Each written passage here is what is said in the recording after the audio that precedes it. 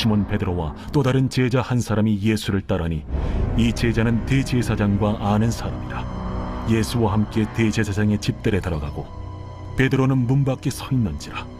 대제사장을 아는 그 다른 제자가 나가서 문 지키는 여자에게 말하여 베드로를 데리고 들어오니 문 지키는 여종이 베드로에게 너도 이 사람의 제자 중 하나가 아니냐? 나는 아니라.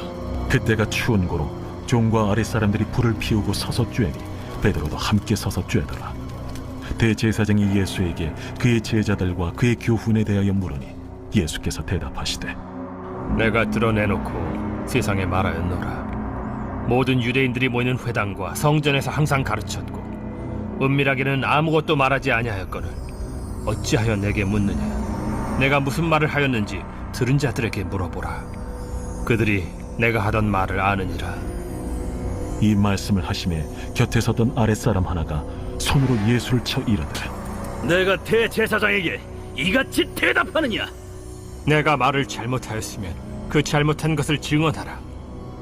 바른 말을 하였으면 내가 어찌하여 나를 치느냐? 안나스가 예수를 결박한 그대로 대제사장 가야바에게 보내니라. 시몬 베드로가 서서 불을 쬐더니 사람들이 묻되 너도 그 제자 중 하나가 아니냐? 베드로가 부인하여 이르되 나는 아니라. 대제사장의 종 하나는 베드로에게 귀를 잘린 사람의 친척이라 이르되 네가 그 사람과 함께 동산에 있는 것을 내가 보지 아니하였느냐? 이에 베드로가 또 부인하니 곧 갈기 울더라. 그들이 예수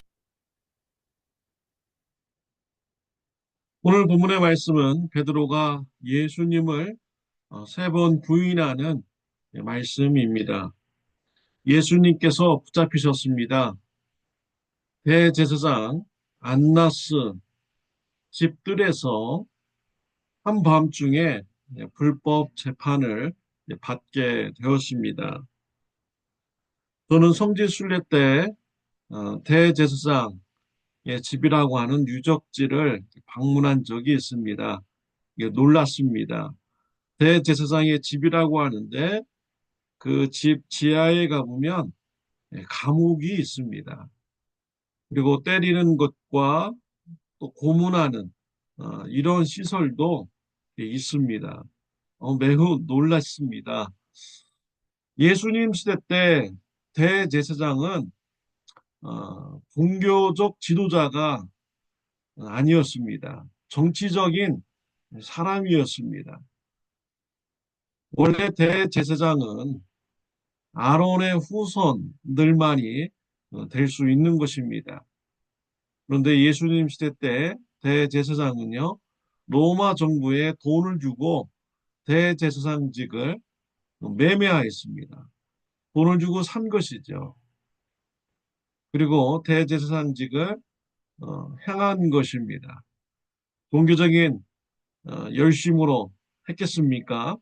그들은 정치적인 사람들인 것이죠.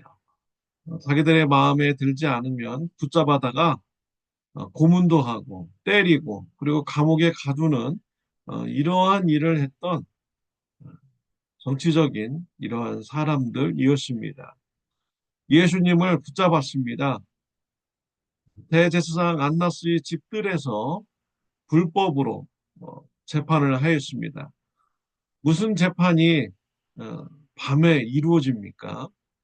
율법에도 밤에 재판을 하지 않도록 하였습니다. 율법을 어겨가면서 그들이 불법으로 재판을 한 것이죠. 대제사장 안나스 예수님에게 두 가지 질문을 하였습니다. 19절에 보면 대제사장이 예수에게 그의 제자들과 그의 교훈에 대하여 물으니 라고 했습니다. 두 가지 질문했죠. 예수님의 제자들에 대해서 질문했습니다. 예수님의 가르침에 대해서 질문을 하였습니다.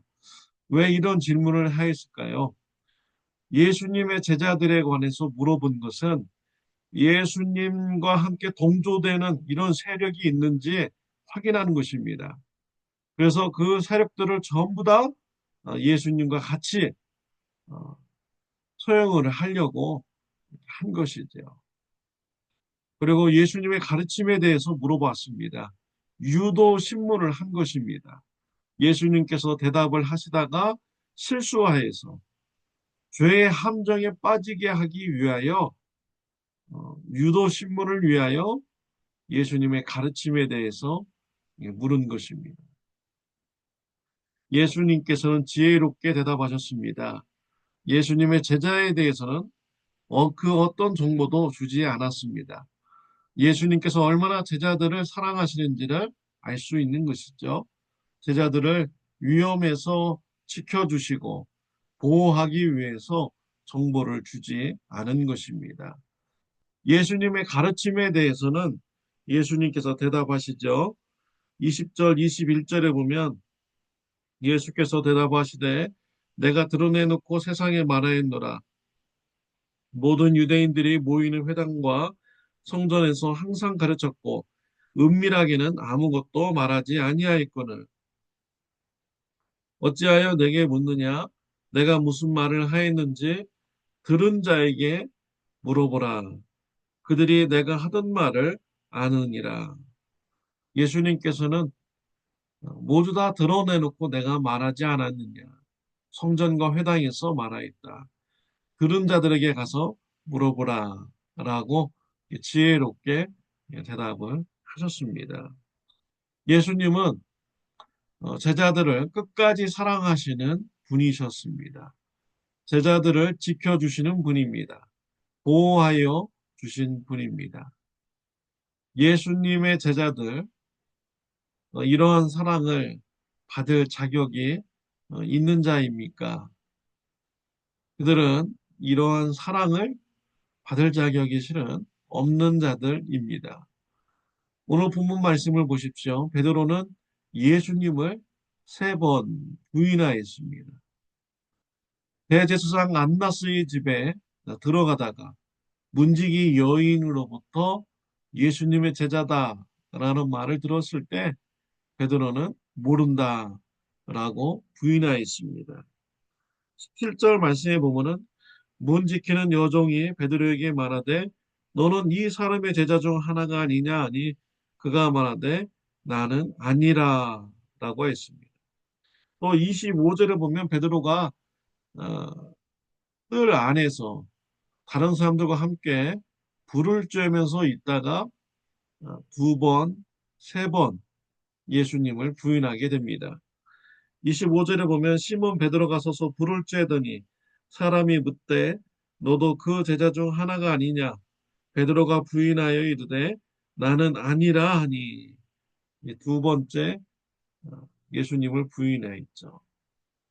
그리고 26절 보면요. 대제사장 중에 하나는 베드로에게 귀를 잘린 사람의 친척이라 이르되 네가 그 사람과 함께 동산에 있는 것을 내가 보지 아니하였느냐. 이에 베드로가 또 부인하니 곧 닭이 울더라.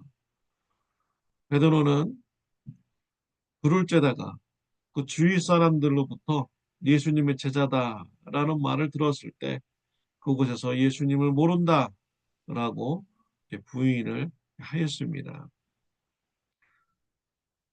베드로는 예수님과 3년 반 동안 동거동락한 이런 제자입니다. 예수님으로부터 특별히 사랑을 받은 제자입니다. 제자 중에서도 대표적인 제자라고 할 수 있습니다. 베드로가 이러면 안 되는 거죠. 예수님을 모른다고 사람들 앞에서 3번씩이나 부인하면 안 되는 그런 사람입니다. 그런데 베드로가 예수님을 모른다고 부인했습니다. 무서웠겠죠. 두려웠겠죠. 순간적인 두려움이 예수님을 모른다고 부인한 것입니다. 베드로가 얼마나 부족한 사람인지, 연약한 사람인지를 나타내 보이는 것이죠. 예수님께서 보이지 않는다고, 자기가 마음이 무섭다고 예수님을 3번 부인하였습니다. 그러자 닭이 울었습니다. 그때 예수님의 말씀이 생각이 난 것이죠. 오늘 닭 울기 전에 네가 나를 3번 부인하리라. 라는 예수님의 말씀이 생각났습니다. 이때 불법 재판을 받으시던 예수님이 베드로를 쳐다보셨습니다. 베드로와 예수님의 눈이 서로 마주친 것이죠. 베드로는 예수님의 말씀이 생각나서 밖으로 뛰어나가서 대성통곡하며 슬퍼하게 됩니다. 우리 예수님은요, 베드로를 제자 삼을 때부터 실은 다 알았습니다. 베드로가 예수님을 부인하는 이런 연약한 존재인 것을 다 알으셨어요. 그럼에도 불구하고 베드로를 제자 삼아 주셨습니다. 3년 반 동안 가까이 지내면서 특별히 사랑을 해 주셨죠. 잡히시기 전에 예수님께서는 베드로에게도 말씀하셨습니다. 네가 오늘 나를 3번 부인하리라 라고 했습니다. 그런데 예수님께서는 또 베드로에게 말씀을 이렇게 주셨어요. 내가 너를 위해서 기도했으니 너는 돌이킨 후에 네 형제를 굳게 하라 라는 이런 말씀을 주셨습니다. 누가복음 22장 31절 32절이죠. 시몬아 시몬아 보라 사탄이 너희를 밀가부르듯 하려고 요구하였으나 그러나 내가 너를 위하여 내 믿음이 떨어지지 않기를 기도하였노니 너는 돌이킨 후에 네 형제를 굳게 하라. 예수님은 베드로가 자신을 배신할 것을 알으셨습니다. 그럼에도 이 연약한 베드로를 품어주셨습니다. 그리고 베드로가 다시 일어설 수 있도록 늘 중보기도하여 주신 분이셨습니다. 예수님의 사랑이 얼마나 큰지 알 수 있는 것이죠. 연약하고 넘어질 존재임을 미리 아셨음에도 불구하고 제자 삼으시고 사랑해 주셨습니다. 그리고 그가 넘어질 것을 아시면서 또 그를 위해서 중보기도하여 주신 분이 바로 예수님이십니다. 이러한 예수님의 사랑 때문에 베드로는 다시 일어서게 되었습니다. 예수님으로부터 크게 쓰임받는 이런 종이 되었습니다. 사랑하는 성도 여러분, 예수님께서 베드로만 이렇게 사랑해 주셨습니까? 저와 여러분들에게도 동일한 사랑을 베풀어 주셨습니다. 예수님은 우리가 얼마나 연약한 존재인지 잘 아십니다.